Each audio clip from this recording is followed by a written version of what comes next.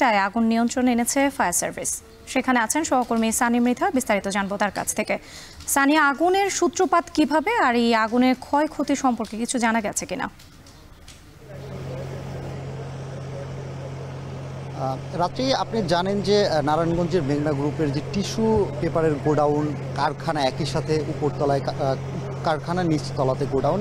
সেখানে আসলে আমরা যতটুকু জানতে পেরেছি বা ফায়ার সার্ভিসের যিনি দায়িত্বে ছিলেন এখানে, তার সাথে কথা বলার পরে তিনি এখনও আসলে জানেন না কিভাবে আগুনের সূত্রপাত হয়েছে, একই সাথে যে কী পরিমাণে ক্ষয়ক্ষতি হয়েছে সেটাও কিন্তু তারা আমাদেরকে নির্দিষ্ট করে কিছু বলতে পারেননি। তারা আমাদের জানিয়েছেন যে এ বিষয়ে একটি তদন্ত কমিটি গঠন করা হবে। তাদের ভাষ্যমতে তারা বলেছিলেন যে তাদের কাছে খবর পৌঁছায় ভোর 5:10 দিকে। তখন কিন্তু নারায়ণগঞ্জের আশপাশের যে এরিয়াগুলো ছিল, কাঁচপুর, একই সাথে সোনারগাঁও ফায়ার সার্ভিস থেকে প্রায় আশপাশের যতগুলো ফায়ার সার্ভিসের অফিস আছে সেখান থেকে কিন্তু 12টি ইউনিট কাজ করে। একই সাথে মেঘনা গ্রুপের ব্যক্তিগত ফায়ার সার্ভিসেরও কিন্তু কয়েকটি ইউনিট কাজ করে 9টার দিকে আসলে আগুন নিয়ন্ত্রণ আনে। এর আগে আমি কিন্তু এখানে যারা প্রত্যক্ষদর্শী ছিলেন তাদের সাথে কথা বলেছি।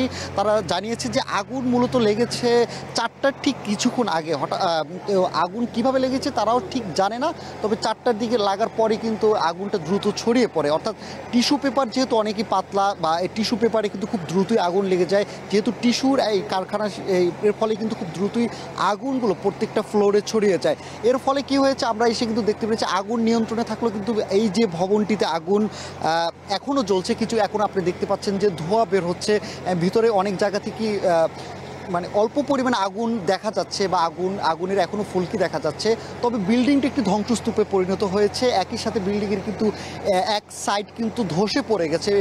বিল্ডিংটি এখনও কিন্তু ঝুঁকিমুক্ত নয়, যে কোনো মুহূর্তে বিল্ডিং পড়ে যাওয়ার সম্ভাবনা রয়েছে। এর ফলে কিন্তু এখানের বাড়তি নিরাপত্তার জন্য আইন শৃঙ্খলা রক্ষাকারী বাহিনীকে আমরা র্যাব দেখেছি, পুলিশ দেখেছি, একই সাথে ফায়ার সার্ভিসের ইউনিট কিন্তু এখনও বেশ কয়েকটি ইউনিট কাজ করছে। তবে আগুন নিয়ে যে এখন পরিমাণে যে একটা আশঙ্কা ছিল বা আগুনের যে তীব্রতা ছিল সেটা অনেকটাই কমে এসছে। একই সাথে কোনো ক্ষয়ক্ষতির পরিমাণও জানা যায়নি। এছাড়া যদি কোনো আহত বা কোনো নিখোঁজ বা এখন পর্যন্ত ওই ধরনের কোনো সংবাদ, মানে অর্থাৎ হতাহতের কোনো সংবাদও আমরা এখন পর্যন্ত পাইনি।